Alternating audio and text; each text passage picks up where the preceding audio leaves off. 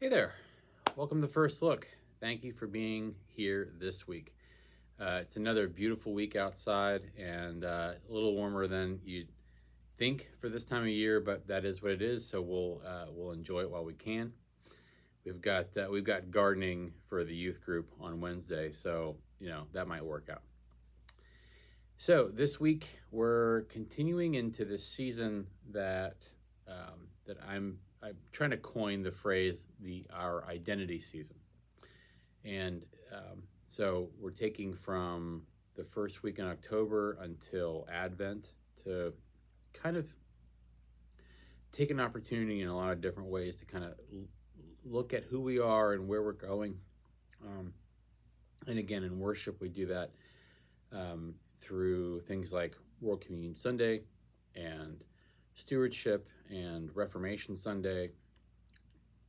We do that with All Saints and PW Sunday. We take a big hard look for the next couple of months at just where we've been, where we're going, and what that says about our current circumstance, which I think is a really useful tool and lens through which to look at things. So we kind of continue down that road. And the other thing that we'll be doing along the way that I introduced on Sunday is is highlighting the different ministries that we currently have here at Northmont. So, like looking at a little bit of their mission and making sure that we're aware of what they're doing, and hopefully finding new and important ways to support them. So we have the Sewing Sisters, we have the Knitwits. Those were groups that we highlighted on Sunday, and we'll continue to do that for the weeks to come. But for now, we have one of those passages that, so this text is one that maybe you've heard of, maybe you know, but it's not, probably not in anybody's top 10. But I think it's one of those texts that is, what I love about it is that you can kind of take a lot of different things from it. It's not narrow, but you can play a different role in the passage depending on who you identify with, or maybe what parts of yourself or the world you need to connect with. It's one of those texts that has a lot of layers to it. So this is a passage that we do sometimes in like VBS settings as well, because it features children, or one child especially, but it also features a lot of helping. So there's a lot of that kind of element. So it's popular for that as well. It's a story of someone named Naaman. And Naaman is a general, a soldier, not of Israel, but of a neighboring nation called Aram. And so he's someone that interacts with the world of the Bible and Israel, but isn't from Israel. So Naaman is one of those, when I say characters, I mean like his character, his persona, is one of those characters that I think we can identify with in some ways, because he struggles to work out his own issues, and what his personal issue is may not be your personal issue or mine, but we can figure out a comparable kind of thing to think about for our own lives. And like I said, we have lots of entry points into this passage, so hopefully there's one that really you connect with. So let me set the scene a little bit so you know kind of where we are in the greater timeline of the Bible, okay? So if you think about the timeline of the Old Testament, okay, where does 2 Kings fall on that timeline? You've got Abraham, Isaac, Jacob, right? Fast forward to Moses, and then you fast forward to the Promised Land, okay? So right there, you've got hundreds of years. And then you get to a point where the time of Judges becomes the united one kingdom of Israel. Okay, and eventually that is under the rule of David. Okay, so now we're maybe about 1,000 years before Jesus. So David, Solomon passes. After Solomon passes, you have now the nation, some people who supported David, others who did not. The nation splits. Okay, so northern kingdom, southern kingdom. So we're not to the exile, right? That happens about 450 years after David. We're maybe like, in this story, we're maybe like 200 years or so after David. So the kingdom split into two, north and south. And you have, who comes on the scene is Elijah. So you've heard of Elijah. So Elijah is the prophet of Israel. And then he sort of trains a mentee whose name is very similar. And his name is Elisha. So Elisha is the prophet in Israel when this story happens. Okay, so we're in between David and the exile. In between there is Elijah and then Elisha. So that's where we are. So this story I'll just tell the story. So this is 2 Kings chapter 5. And I'm going to skip around just a little bit. 1 through 3, and then like 7 through 15. That's the preaching text. But basically, you're looking at that whole chapter, okay? So here we are. 2 Kings chapter 5. Naaman, commander of the army of the king of Aram, was a great man and in high favor with his master, because by him the Lord had given victory to Aram. The man, though a mighty warrior, suffered from leprosy. Okay, so now we already kind of have an idea that he's dealing with this chronic illness, despite being this great warrior. Okay. Now the Arameans, on one of their raids, okay, so had a lot of like inter-nation warfare, had taken a young girl captive from the land of Israel, and she served as Naaman's wife. Okay, so Naaman's wife, and then a servant girl of Naaman's wife, who happens to be from Israel. That's important. Okay. So she said to her mistress, so after some time, the little girl, or the young woman, says to Naaman's wife, "If only my lord, Naaman, were with the prophet Elisha in Samaria." Okay, Samaria, if you remember, kind of north of Jerusalem. He, being Elisha, would cure Naaman of his leprosy. And when the king of Israel read the letter, he tore his clothes and said, oh, I'm sorry, it skips ahead. So what happens is that Naaman's wife tells Naaman, hey, you should go to this place, to this prophet in Samaria. You should go to this place, and this prophet can heal you, because clearly he had not been healed where he was. And so Naaman kind of like resists that, but then at some point they're like, you're going to go and do this because like we need you to be healed, and we need you to not die from, or be stricken with leprosy your whole life.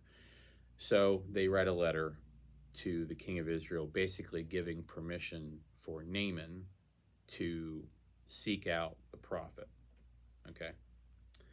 So when the king of Israel read the letter, he tore his clothes and said, Am I God to give death or life, that this man sends word to me to cure a man of his leprosy? One king sends it to another king to cure a man of his leprosy. So he's addressing it to the king, which is kind of the protocol. But of course, the king of Israel, who I can't remember who that was at the time, is like, what am I supposed to do? He tore his clothes and said, am I God to give death or life, that this man sends word to me to cure a man of his leprosy? Just look and see how he is trying to pick a quarrel with me. He's like kind of like feeling a little suspicious about this. Like why is he doing it? Like is he trying to set me up?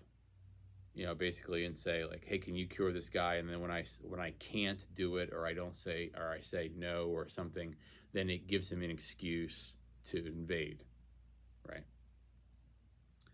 So when the king of Israel read, okay, blah blah blah. But when Elisha, the man of God, heard that the king of Israel had torn his clothes, I don't know how that gets out, but to tear one's clothes, there's something kind of ceremonial about it. I assume that someone in the temple court got word that this had happened and then got word to Elisha, I'm guessing. He sent a message to the king, Elisha did. Why have you torn your clothes? Let him come to me that he may learn that there is a prophet in Israel. So this kind of quickly gets a little political, which makes sense because we're dealing with kings and commanders and war, and it's all they're all in the same kind of region and all that. So it's one of those things that like is a little tricky. If you're asking a neighboring nation to heal, hey, you have the people to heal this guy. I need him to be healed. Like, you might, if you're an astute person, you might think, well, are they trying to get something here? Like, is this straightforward, or is this? And so Elisha, by stepping in and saying something, is in some ways there's a socioeconomic, geopolitical kind of situation going on here. So Elisha has the opportunity to not only act as a religious figure, but as kind of a political liaison, I guess you could say, as almost like someone who could do some hand-holding and maybe make things better, which would not only serve God and be faithful, but also would serve the king in all of their, political ambitions moving forward. So there's some advantage to Elisha stepping in and saying, hey, look, this is not, like, you don't have to think it through this the way that you are. Like, just send him here, and I can prove to you that I can make this better for everybody. Let's see. So let him come here and learn that there is a prophet in Israel. Okay. So Naaman came with his horses and chariots and halted at the entrance of Elisha's house. Elisha sent a messenger to him, saying, okay, so here are the instructions. Go and wash in the Jordan 7 times, and your flesh shall be restored, and you shall be clean. So Naaman's going to have a reaction to that. And the reaction to you and I may not make sense at first, but I'll try to kind of give a little bit of context. But Naaman became angry and went away, saying, I thought that for me he would surely come out and stand and call in the name of the Lord his God, and would wave his hand over the spot and cure the leprosy. Are not Abana and Pharpar, the rivers of Damascus, better than all the waters of Israel? Could I not wash in them and be clean? He turned and went away in a rage. So I don't know what to compare this to, but you're an important person. Okay, just assume for a minute that you're a 5-star general of the United States or something. And so you have a certain pride in your own nation, okay?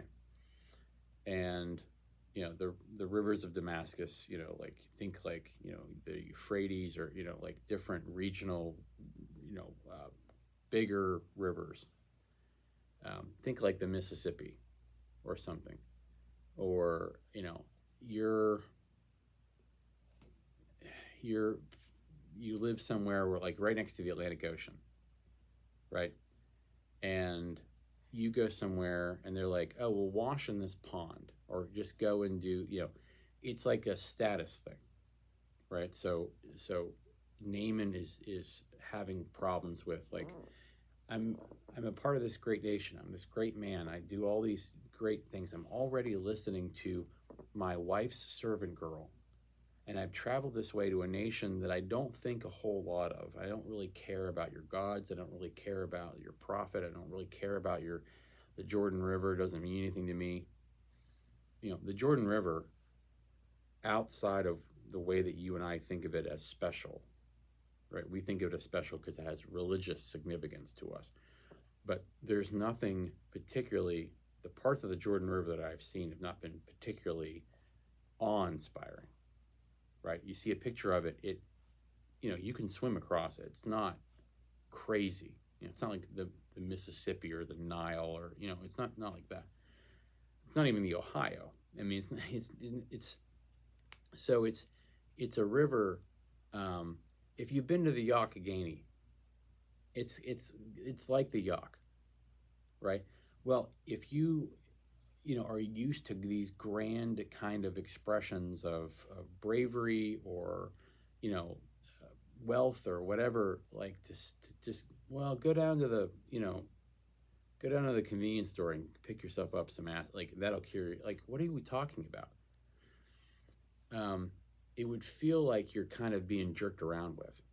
Like, are you telling me that this guy's not even going to make a grand big gesture and summon God from on high or whatever? Like, you're telling me go wash in your silly little creek and I'll be cured of my leprosy? Like, do you know who I am? It's that kind of thing. Like, I'm out of here. I'm not going to do this. This is ridiculous. Like, this needs to match who I am. And then we see who steps in, okay?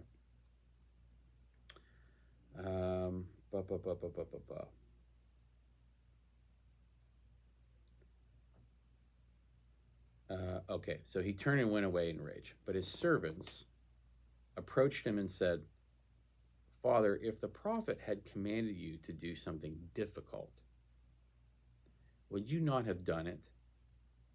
How much more when all he said to you was, go wash and be clean? So he went down, immersed himself 7 times in the Jordan, according to the word of the man of God. And his flesh was restored like the flesh of a young boy, and he was clean. Then he returned to the man of God, and he said, he and all of his company, he came and stood before him and said, now I know that there is no God in all the earth except in Israel. Please accept a present from your servant. So I think you can kind of see why this story is one that, like, at a VBS or something, is a really popular story to use, because it has all these elements of, like, bravery and grandiose, and soldiers and prophets and young people and people who are named and big and important and have titles, and those who do not. And it has to do about, like, discerning and listening and humility. There's a lot of different things in it, and you can kind of identify, like, you can, if you're writing a sermon, or you're, if I had this text to use for the next 10 weeks, I could do it from the perspective of Naaman, the little girl, his wife, the king, Elisha, the servants. There is a lot to do there, and it has this really um, really important message for the way that you and I interact with the world, the way we see ourselves, the way we see our surroundings, what we feel entitled to, what we feel kind of that other people should be able to do for us. It has a lot of that in it, and it's a brilliantly told story. That ends up, the good thing is that everything ends up okay. Not only okay, but without any violence, without any, everything kind of works out the way that you would hope it would work out. The nations are okay. Naaman is okay. The way that, that God is perceived in the story is okay. It kind of gives you this perspective on how where in the world do we do the same thing? Do we not find what is good and pure and important and in the small things and the hidden things? There's a lot to kind of get your head around. So if you're like in a VBS setting, we often talk about it from the little girl's perspective or the young woman's perspective, the servant girl's perspective, of how young people can speak up, can use their voice. They don't have to be X or Y or Z. They don't have to be, have fancy titles or any of those things. That you can be young and have great influence and great impact. That you can advocate for people, that you can love people, you can care for them, you can use your voice, you can be brave. Because she's stepping out, in faith to say, like, I think this general who has leprosy should go to a prophet that I know that he doesn't know, and he should go to this nation that he has invaded and go to this prophet, and this guy who he doesn't know can cure him. And somewhere along the line, everyone around him is like, I need you to focus in, to be a little humble, to go and do what we're asking, because I need you to look at the bigger picture here. The bigger picture is that you need to get well. And what was, and what his servants end up saying to convince him, like, if they had asked you to do a hard thing, you would have tried to do it. So why not do the simple thing? And there's a lot in that phrase, that we, for as much as we want to do big things and important things, and because that feels, like that just feels bigger and worth our time, do we avoid doing the small things that are really actually important, the everyday things that are really important? It's a great passage. And like I said, there's a lot of different places to kind of look at it. So I'm not sure exactly what angle to go on Sunday, but we'll see. So that's the text. And I think from an overarching theme standpoint, I think it really gets a lot to who we are. Because one, there's someone in that story you identify with more than others, and that probably tells you a little something about who you are and where you are in life. But it also, I think, speaks to how we understand God acting in our lives. The biggest part of the story is that, sometimes we look. It's kind of like it's a little bit of like the Elijah story. If you remember the Elijah story, where he's looking for answers and he goes on this mountaintop, and he's there's this wind and fire and all those things, and God wasn't in any of that. in the fire and the storm and the lightning and the everything and the noise and the commotion. God wasn't in any of those things, but God was in the still small voice. God was in the silence, right?